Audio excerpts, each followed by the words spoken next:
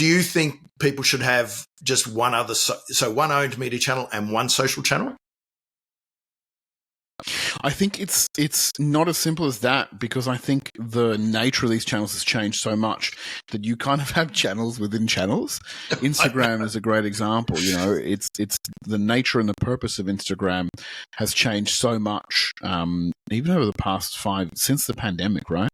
It used to be all about Instagram TV, and it was about long form viewing there. That died a ignominious and probably necessary death. But from that rose this format that was influenced by TikTok, Reels. Yep. And then also the addition of broadcast channels, in particular in Instagram, is a great example of how you have these channels within channels. So there's a guy I know and who I think is one of the he's a super credible, very knowledgeable guy. His name is Edwin Smith, and he is one of the best, I think,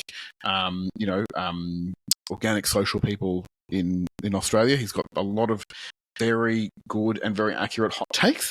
Yep. What topics? On organic social media primarily. He's really sort of like honed in on how to make that work for your audience and your brand. Yep. And one of the things that Edwin says, which really provoked a big thought in me, was about, thinking of those formats within channels or channels within channels, right?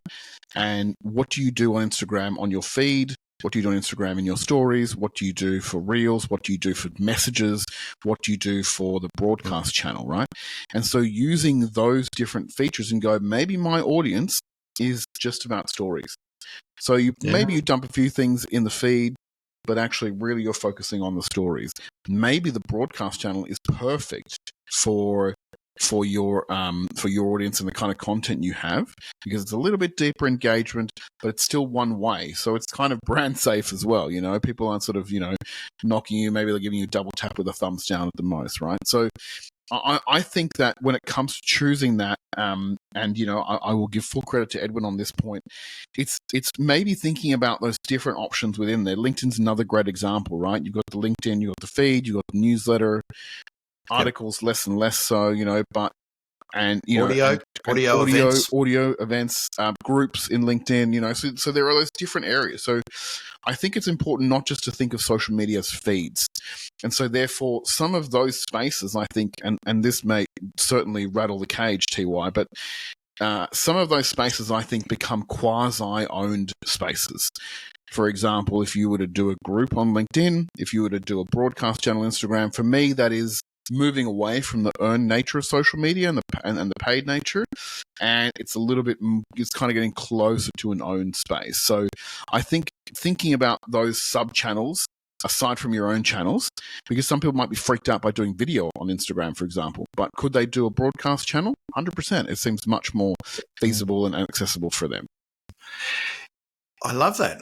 The channels within, well, now you say it, it's obvious, it's a really great way to look at it. Like, it's just, look, usually it's, well, we'll pick Instagram as a channel and maybe we'll skew towards Reels or whatever, but it's Instagram first, not Reels first. So yeah. What a great way to look at that. Are you saying that maybe as part of that sort of thinking to get your feet wet, you do stories or Reels, or you take it into social media? So I'm thinking aloud here while we're going. Yeah. Basically, your own media strategy might be social first. It might be, yeah, because I think the lines between those kind of, let's call them legacy classifications of media are, less and less relevant. Like, there are certain places where it's like, obviously, paid search is advertising. Obviously, buying an ad in the paper is advertising. Like, there are some areas that are clear. When it comes to digital channels predominantly, I think, that distinction is, maybe it's sort of, it's varying utility, I guess, depending on the channel that you're speaking about. And so I think realistically, the most important thing is, like we said earlier, right, is visibility. That is the number one challenge. Relevant, confident, expert visibility, credible, respectful ways, like you say in all your content, Trevor.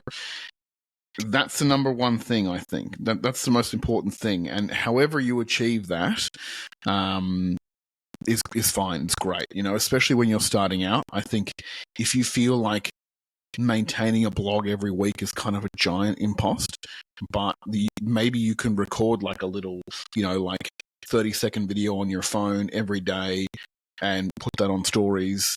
Maybe to you that feels more straightforward. Then start there. I think importantly, don't make that your be all and end all. But if you want to get your feet wet, if you want to kind of try things out, if you want to understand what your voice is in particular, or if you want to launch a new product or a new service, it might appeal to a different audience and have a different DNA to the rest of some of your other stuff, then absolutely, think about doing that. Think about doing that in Instagram stories. Think about doing a LinkedIn newsletter. Think about doing, some TikTok videos. There are so many other formats there that you can kind of play with without necessarily having to commit to a cornerstone right away. And then from there, you might find something that's like, oh, this is what my audience likes. They really like this particular thread. That also feels natural and comfortable for me. And so I'm going to spin that into a weekly newsletter or something like that. Can I come up with a term, and you've heard it here first? Yeah, please. You ready? Breaking. I'm looking for my drumsticks. No drumsticks, no drum roll. Maybe you can put in a sound effect afterwards. Mate, this is pre-owned media. Pre-owned media. Clap, clap, These are clap. the things you do before you commit to your building your owned media foundation. Yes. A little try before you buy. And it's not just, I'll just be on LinkedIn. It's not that. It's not, I'll just be on Facebook or Instagram or TikTok. It's not that. It's getting micro about it. Absolutely being micro, channel within the channel, really looking at things in a different way to build your bona fides to get you sharpening your message, your story more in bite-sized chunks and starting to build an audience there, knowing that that's not owned media. Yeah. And, the channel you're on will change the rules, but it doesn't matter because that's not the key thing. It's if you build an audience, that's great. But then it's, like if you've been doing stories and it's really working and you say, hey, well, I'm now going to be doing a podcast or whatever. I'm thinking about this for the podcast. There's already an audience built in. Yeah, that's it. Yeah. This is something that certainly, we would want to do more with larger brands.